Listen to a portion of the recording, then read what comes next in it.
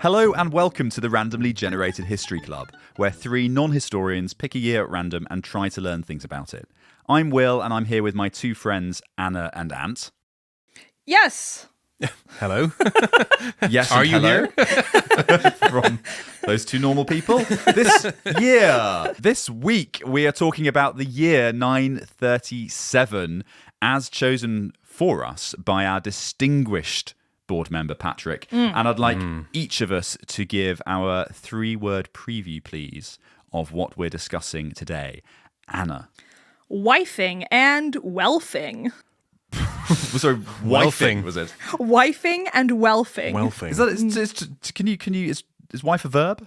Yeah. Is Welf a word? No comment. Mine is bring back monarchy. Okay, that's a little more straightforward. Bring back monarchy. Yes. Okay. And you'll see, it's all here. Where did it go? And mine is for England, Ethelstan. Oh my God, I wish you guys could see him. He's sitting up so straight and he's just beaming with pride. I was going to say something very inappropriate, but I'm not going to say that thing. Okay. But I'm thinking it real hard. Onwards.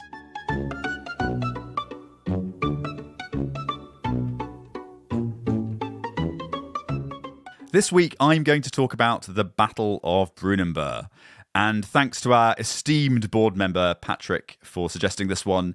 It is some absolute classic English battling. Thank you to Patrick and apologies to everyone else. Yep. No apology from me. So, the Battle of Brunanburh was fought in 937 between Ethelstan, who was King of England, who, for the avoidance of any doubt, was the good guy.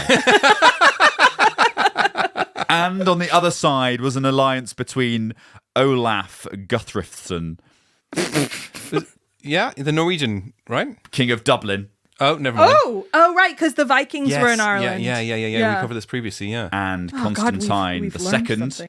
King of Scotland, Oh, Constant. and Owen, King of Strathclyde.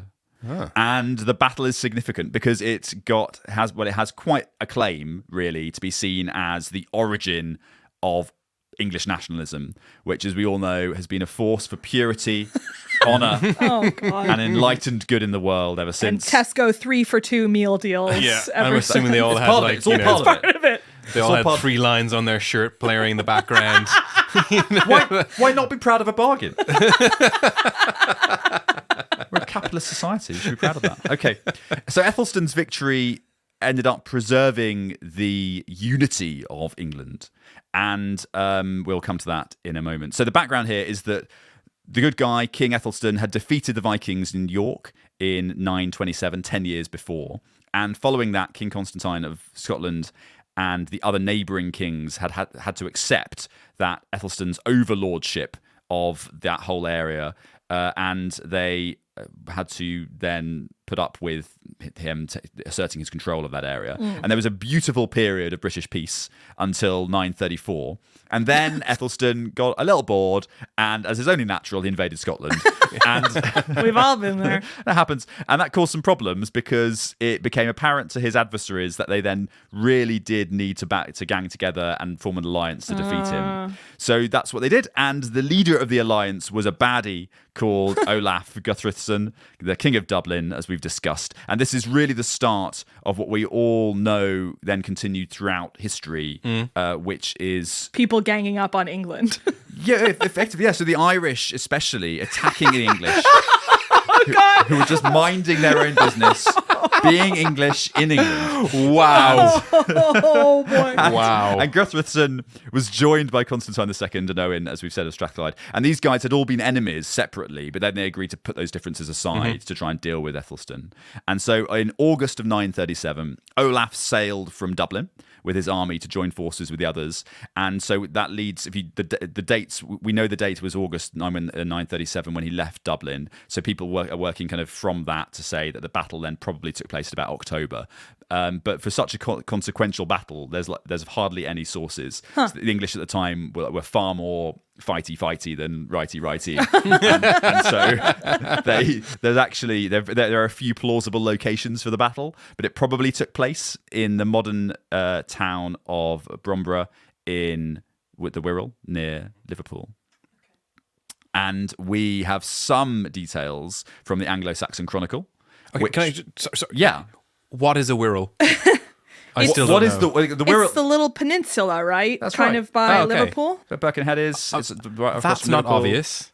Like It is obvious if you've done your Sporkle Counties of England quiz as many times as I have. Okay, so It's they're just a at place. The Wirral. The Wirral is a peninsula. So at the Exactly. peninsula. Okay, good. Yeah, it's Just beautiful. funny English words for things. Very beautiful. Okay.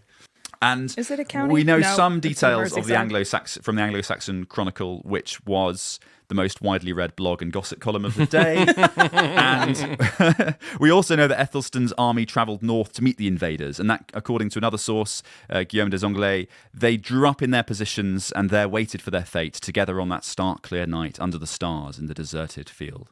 And the following day, the battle commenced, and we think it lasted all day. This is like, we have no details, basically. So, Well, if you work backwards from the number of people that died, and then work out how many deaths per second there were, Yeah. it probably equates to an all-day battle, yeah, right? it was a whole thing. Yeah. And We know there were swords. We know there were horses. actually, interestingly, swords don't really come up. So, This is a big boxing match. it was just fist fights. From the poem in the Chronicle, this is what was written. So we think the English clove the shield wall, hacked the war lime, I don't know what war lime is, and with hammers leavings, there lay many a soldier of the men of the north, shot over shield, taken by spears, likewise Scottish also, sated, weary of war. So we've got shields, Wow. we've got hammers, we've got spears, but actually no swords. No Wall swords, lime, okay. whatever that is. Wall lime, yeah. War lime. No idea. So Olaf then, quite rightly, fled and sailed back to Dublin where he belonged, and with the remnants of his aggressor army, and Constantine similarly escaped to Scotland, and we don't know what happened to Owen, actually. But according to the poem, then the Northmen, bloody survivors of darts, disgraced in spirit, departed on Dingsmere in nailed boats over deep water to seek out Dublin. Okay, I have several questions. No. Nailed boats. Survivors of darts? So they went to Liverpool for the darts. Classic outing. Classic outing. Lads Couldn't on get tour from tickets to Dublin. the Alley Pally, so Yeah, they went yeah. up to Liverpool. Yeah, so I think that is what they're suggesting. Okay. And then they departed on Dingsmere. On Dingsmere. On Dingsmere. Like rubber dinghy type thing. Or is it a place? I think it's a water. Okay. I think it's like a river. Oh, yeah, the Dingsmere water. Just the Dingsmere water on the Wirral. Brilliant. Great words, England. Anyway, Ethelstan's victory was amazing and was total, and it certainly prevented the dissolution of this united proto-England. But it didn't serve to unite the whole of the island of Britain, obviously, because the other kings had just gone back to where they were before, in Scotland and Strathclyde. So that still needed to be done later on in English history. It's on the to-do list. It's very much firmly on the to-do list, where it remained for hundreds of years. But the important, Arguably still remains Yeah, today. still, yeah. yeah, it's not a done deal. But importantly, the main thing is that those awful Irish Oh my and God. Scottish bullies were beaten, and the poor English never really interacted with them again, as far as I'm aware. That was the last of it, yeah, for sure. So there you have it, the Battle That's great. of The Battle of Burning the Battle Bush. of Brunanburh, Brunanburh. Brunanburh. which may have taken place in the Wirral, 937. Or in Dingsmere.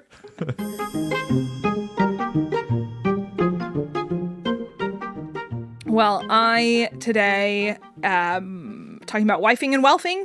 I'm mostly in Burgundy, which at this point in history stretches from east central France, where it is currently, but in this time it went all the way down to the Mediterranean in what's now Provence, and is right bordering northwestern Italy. And from 879 to 933, it's split into Upper and Lower Burgundy, each with their own rulers. A man named Hugh of Arles.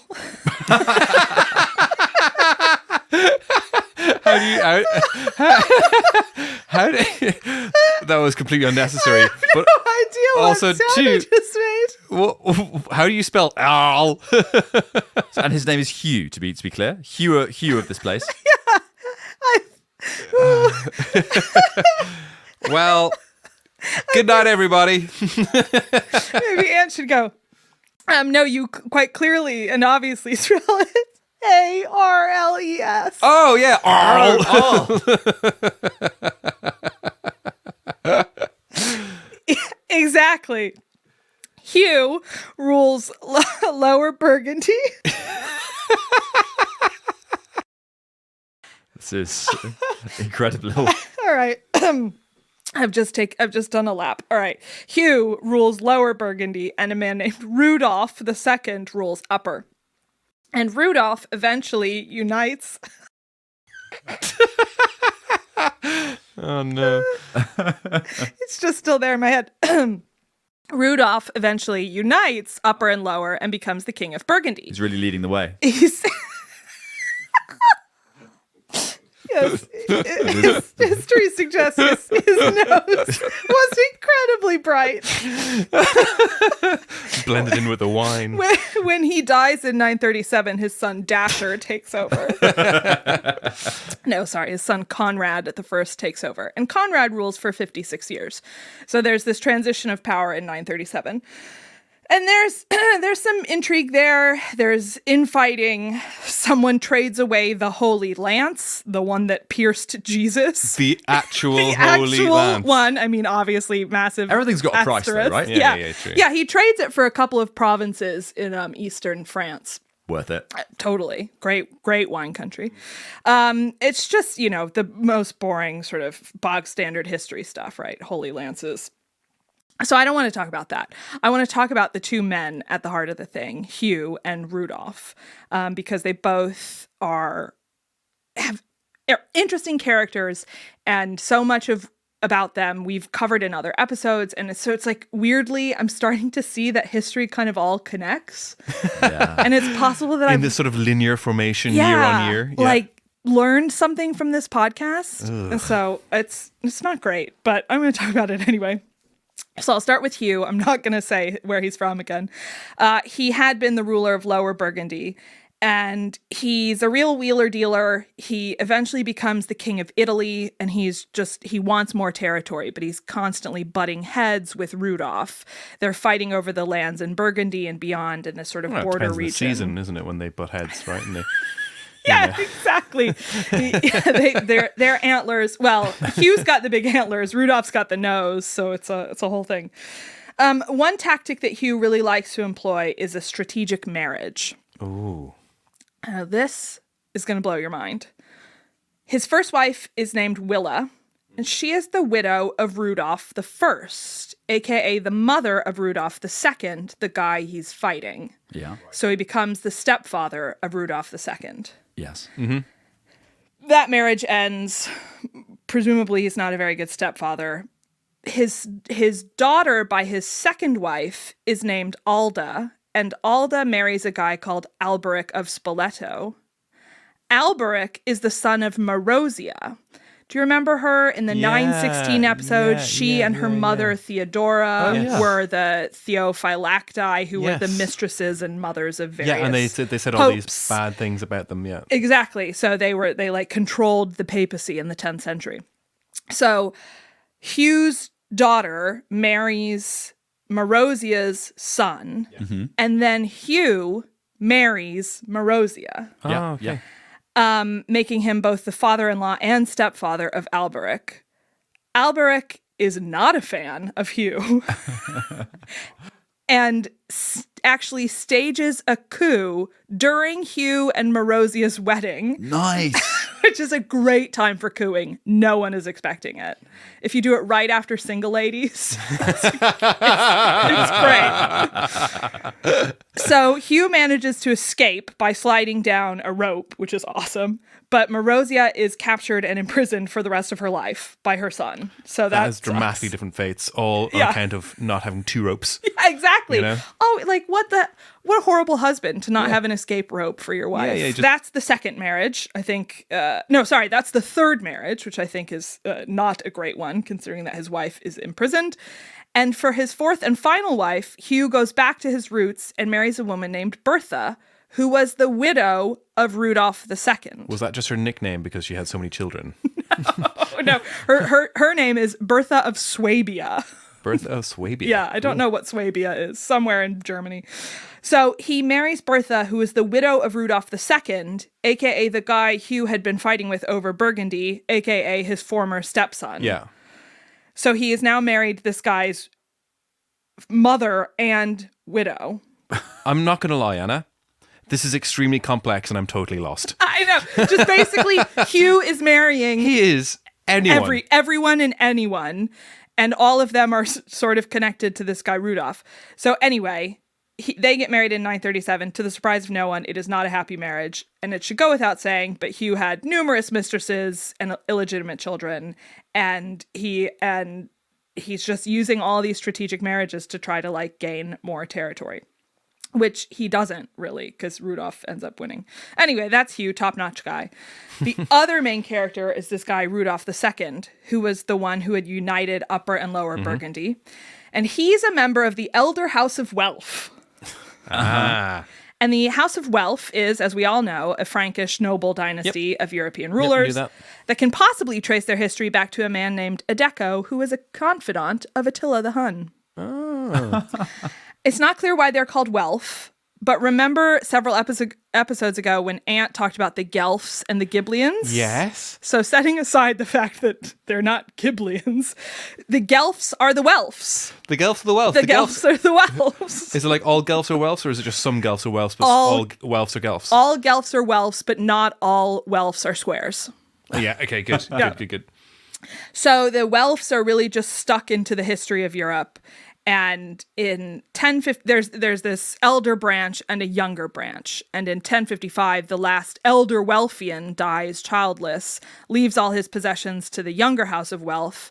And the younger House of Welf becomes an incredibly powerful dynasty that eventually contains several Holy Roman emperors, among other notables.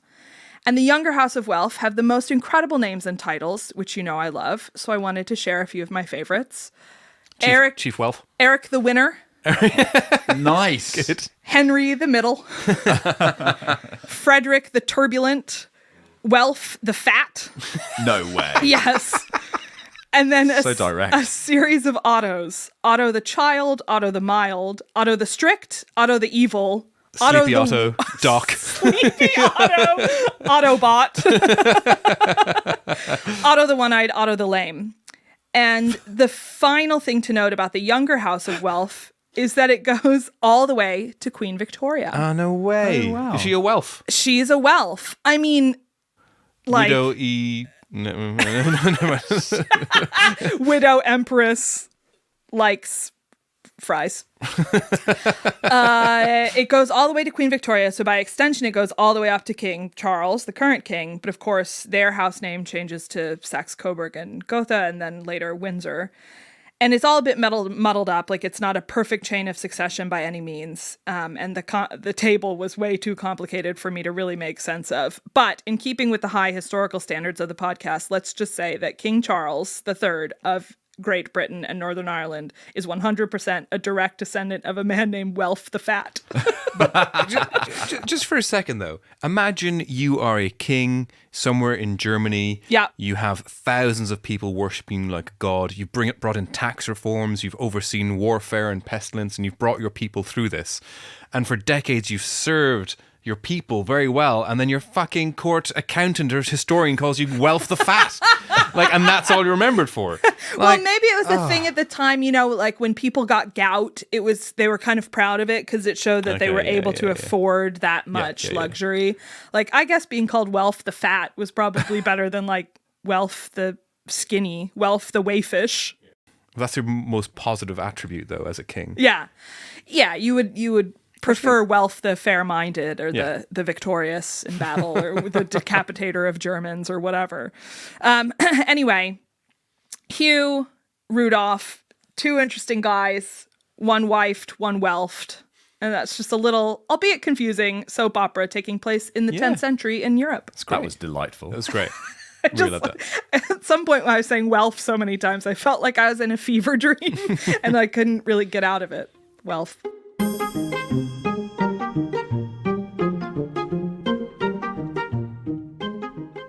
I'm also going to talk a little bit about monarchy.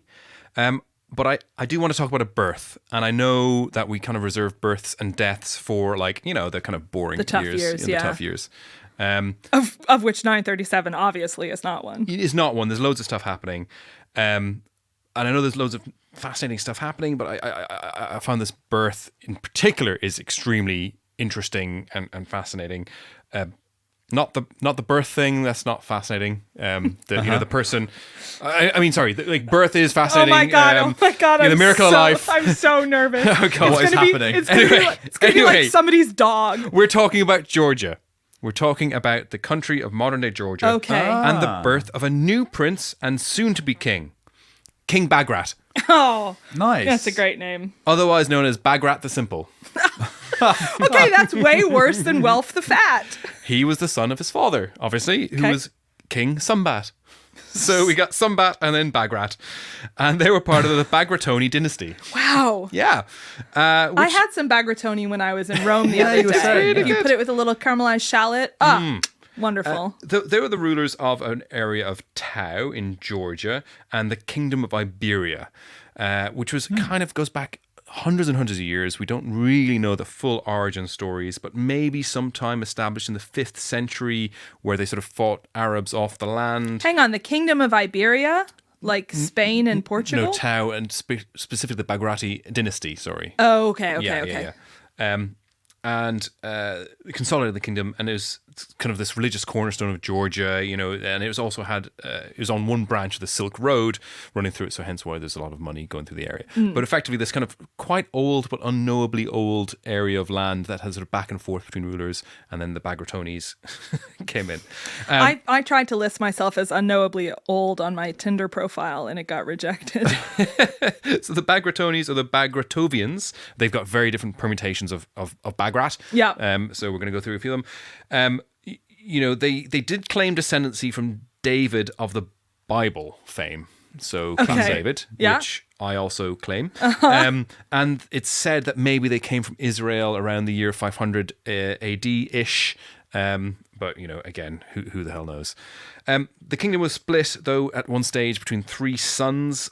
So one was Bagrat the First. So we're not talking about Bagrat the Second. Who took Tau and the Anatolia. And then the 2 others. And there's lots of infighting and back and forth and like who was taking supremacy. This did settle down into sort of status quo. There's a lot of infighting. There's a lot of outfighting as well with Armenians and basically anyone around there to try, like, as they tried to sort of establish sort of like the settled state. And in 958, Bagrat II took over from Sumbat and took on his titles and lands, except a really important one, which the Byzantine emperor gave to Sumbat as the Core of Pilates, which was a senior title for sort of rulers within the Byzantine Empire. The Core of Pilates. Core of Pilates, which is best at Pilates. Yeah. It means in charge of the palace in Latin, but it just is a senior ruler title. But Bagrat the Simple, the second one, didn't get that because he was too, I think, simple, weak. And he was weak not core. He was not the favored of these 3 sort of semi-kingdoms as well. Sad. So Bagrat II was basically a bit part of the whole Georgian miasma and the political intrigue. But there's a chap named David III of Tau who was the main string puller, and but him and Bagrat were in cahoots. They sort of Bagrat II supported him, and against those pesky Azerbaijanis as well. Those plucky upstarts got on the wrong side of the Byzantine Empire, and they decided to put to right, and they sorted them out. But then there was a bit of a plot where Bagrat II and David III thought, hey, maybe we can actually establish ourselves a bit more and more independent from the Byzantine Emperor, which didn't really go down well, and they were defeated, and as such they had to cede their terrain, or David III had to cede his terrain upon his death. So he said, my lands will not be inherited by my children, it will become fully properly in the fold of the Byzantine Empire. David III was a Georgian. He was a Georgian. He was one of the three Georgian kingdoms. Yes. And he and Bagrat were friends. Him and Bagrat were friends, best of friends. And they were technically in the Byzantine Empire. Yes, technically part of the Byzantine Empire. All right, I'm with you. Okay, I'm there. Good. So the Bagratoni dynasty lasted a really, really long time. After this sort of incident here, Bagrat III took up the mantle of top Bagrat, and America's next top Bagrat. There was a bit of a fragmentation in the 15th century. The 15th century? Yeah, Jesus! Yeah. All right, we've skipped ahead. It lasts a long time, so this dynasty to be goes fair, on and I on. did skip to present day. And until the early 19th century, when Russia annexed the three kingdoms, which were Kartli, Kakheti, and Imereti. Oh, God. Which is possibly where the biscuits come from. And in the Russian Empire, they were a prominent family of aristocrats. I knew when I was writing this, I would get this wrong. I knew I would say that wrong. Aristocrats. What charismatic aristocats those Russians are. So one of them was... Bagrat is a good name for a cat, though. Bagrat the cat. Bagrat the cat. So one of whom was a Russian general and a hero during the Patriotic War of 1812, who was Prince Pyotr Bagration. Oh my God. Bagration, I think. Try it a couple more times. Bagration, I think. It's spelled Bagration. Okay. Anyway, so... a bag ration like an MRE. So their sort of status and power was, still consolidated until the Red Army took over Tbilisi in 1921. And most of the Bagratoni family left Georgia and sort of fled because obviously they were the rich poshos that communism didn't really gel with that much. But to this day, there is still descendants of the Bagratonis that are very powerful and influential. And there are people within Georgia that would like to establish a constitutional monarchy. So they want to bring back monarchy into Georgia and headed up by the Bagratis. Maybe they look at the success of the House of Welf and see we can have that as well. And the chief Bagrat at the moment is Prince David Bagratoni Mucranelli. I'm assuming Mucranelli is another. Is he Irish? Family. He's not. Mucranelli. It's M-U-K. So yeah. But there's other Bagratonis in the mix that come from one of these three other kingdoms. They descended on down. So there's a few people that could lay claim to the throne if they were to establish one. Prince David is probably the front runner because two of the Bagratoni clans have now since married. And there is a new prince called Giorgio Bagratoni, or Bagration. He's like 8, but he's potentially the... So right now? Right now, he's about 8, 10, something like that, whatever. Like right. He's a small Bagrat. But he's like chief candidate for a Georgian monarchy to be the Which, king. Again, is like not going to happen. Well, no, it could do, because people want it. Okay. Some people want it. Not a lot of people. Some people. I want it. Team Bagrat. I'm on Team Bagrat. The Bagratids are also they're just fascinating. Sorry, have we just plunged ourselves into the heart of a constitutional dispute in Georgia about the future of monarchy? And we're to be fair, it was only a matter of time. We're taking sides as well. Yeah, I did not see this coming. But I'm all in. But it's just a fascinating microcosm of this one family that's still around and still influential and somewhat have political backing in interesting ways. I know nothing about Georgia, the country. Clearly. And now I fear I might know less. Well said. I mean, there you go, the Bagrats. That goes for all of us. I'm not sure what's just happened, but I'm going to go back and listen to how many different variations of the word Bagrat he says. I promise there you. Are 4. 14. There actually are. So this is actually written down. There's Bagratoni, Bagratavonian. Oh no, I don't want you to have to say them all again. Bagratites, I think, or Bagratis. Bagratids. There's a bunch of different ways you can stop.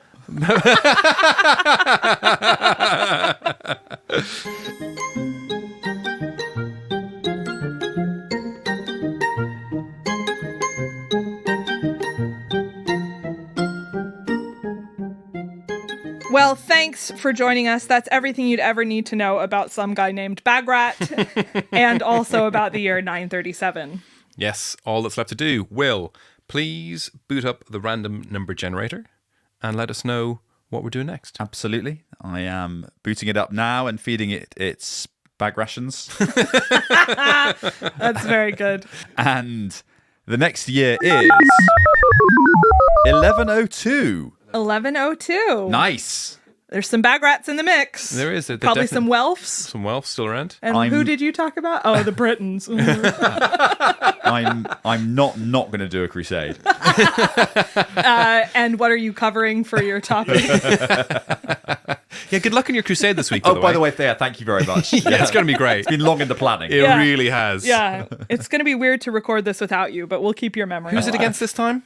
The crusade? Yeah. Against Are you going classic? the forces of communism. Okay, gotcha. Yeah. Well, good luck in like Venezuela. Venezuela? No, not Venezuela. Who am I thinking of? I don't know. Cuba? Cuba, that's the one. Good luck in Cuba. Oh my God. We have to stop. Patrick, look what you did to us. Thank you for your patronage. Goodbye. Where did Venezuela come from? Isn't Venezuela kind of... Yeah, super, like, not communist. Well, yeah, I'm they're just going to like... stop recording.